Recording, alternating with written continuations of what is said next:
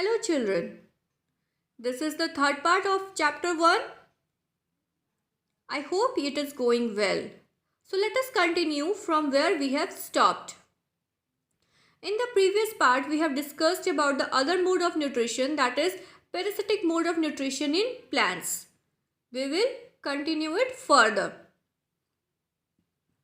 Have you heard or seen of plants that can eat? Here it is given animals, not animals, actually insects. Yes, there are a few plants which can trap insects and digest them. Surprised? Yes, there are such plants which may be green or of some other color.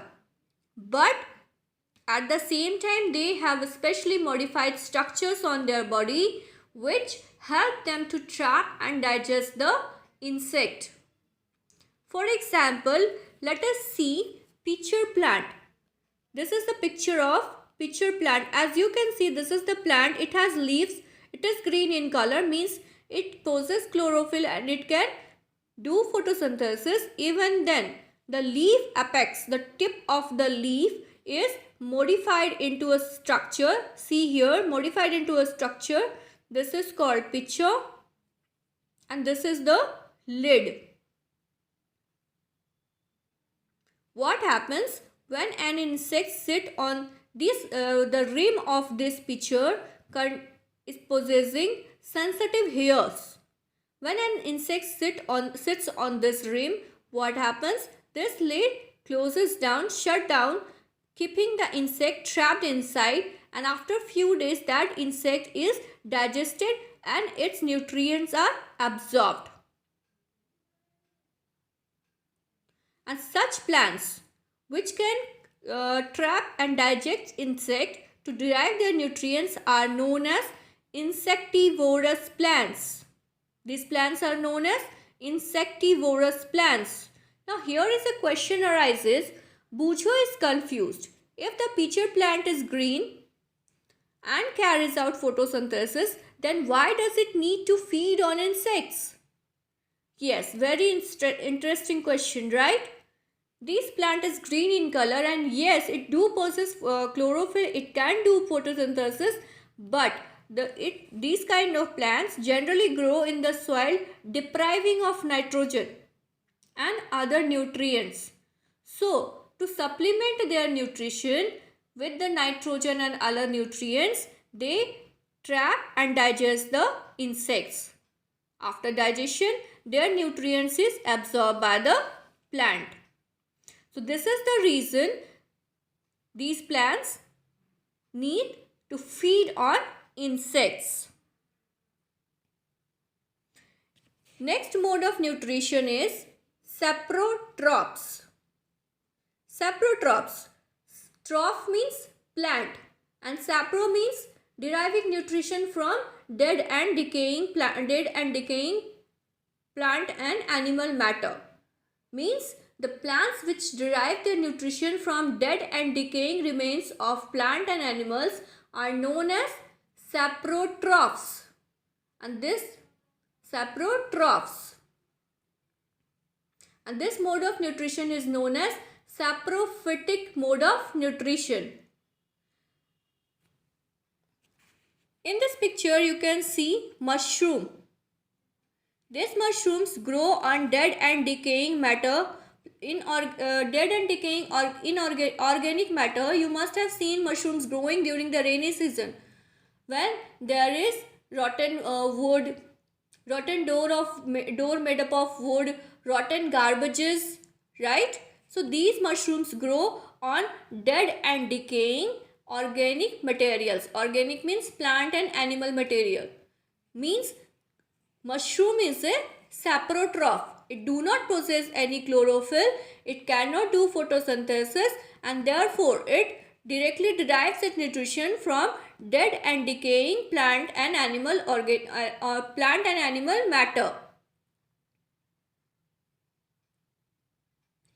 These saprotrophs are deprived of chlorophyll, so they cannot do photosynthesis. Means they are directly depending on the dead and decaying plant and animal matters for their nutrition. You must have seen, see here I am showing you a picture. You must have seen what happens if you have kept bread unpreserved for some days. These green patches occur on the bread. Why does this happen? This shows the growth of fungi. Fungi is a kind of microscopic organism. It also derives its nutrition from dead and decaying matter. See, in case of this bread, it is deriving its nutrition from the decaying bread. And this mode of nutrition, as I have already said, is known as saprotrophic nutrition. Means deriving nutrition from dead and decaying organic matter. Now here question arises, if there is a bread, but how do fungi grow on them? See what happens, children, the spore of fungi are always present in the air. And when they get the favorable hot and humid climate and surface to grow and multiply, they settle on them and begin to multiply.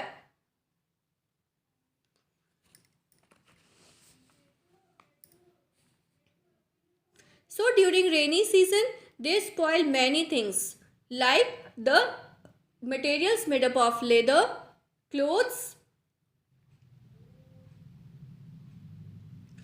and you must have seen fungi destroying a white powdery substances growing on the plants. It's also kind of fungi. It destroys the plant.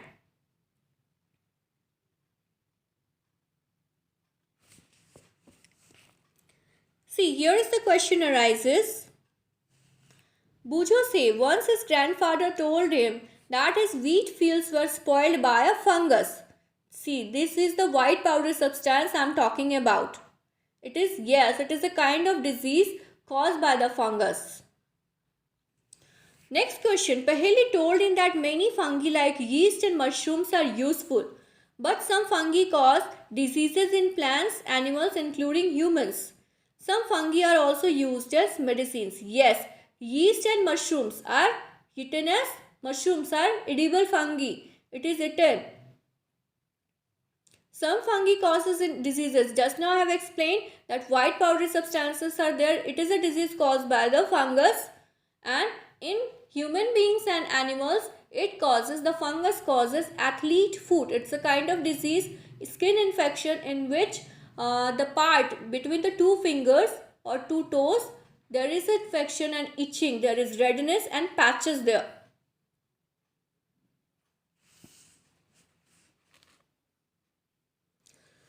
Some organisms live together and share both shelter and nutrients.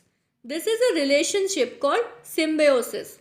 It is called symbiosis because both are providing shelter and nutrients to each other or vice versa.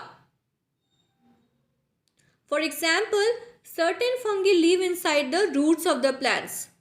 As I have already said that the nitrogen is not usable in the gaseous form. It cannot be used by the plants directly. So some bacteria are there in the soil which convert the atmospheric nitrogen into usable nitrate form, release it in the soil, which is absorbed by the plants for their proper growth and development.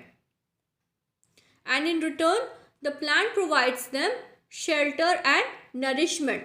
So here you can see both the organisms are benefited by each other. So this relationship is called symbiosis.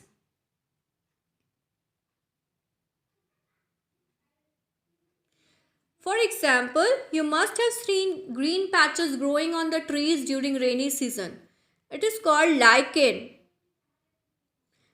It contains a chlorophyll containing partner, which is an alga, and a fungus. They both live together. The fungus provides shelter, water and minerals to the alga, and in return the alga prepares the food and provides nourishment. Also, the fungus keeps the alga moist. Now here the question arises, next topic of discussion is, plants are absorbing the minerals from the soil. So how does the soil get replenished with the nutrients? So let us now discuss. Have you seen farmers spreading manure or fertilizers in the field? Yes, you must have seen. The gardeners using them in the lawns? As we have already learned that the plants absorb minerals and nutrients from the soil, so their amounts of soil keep on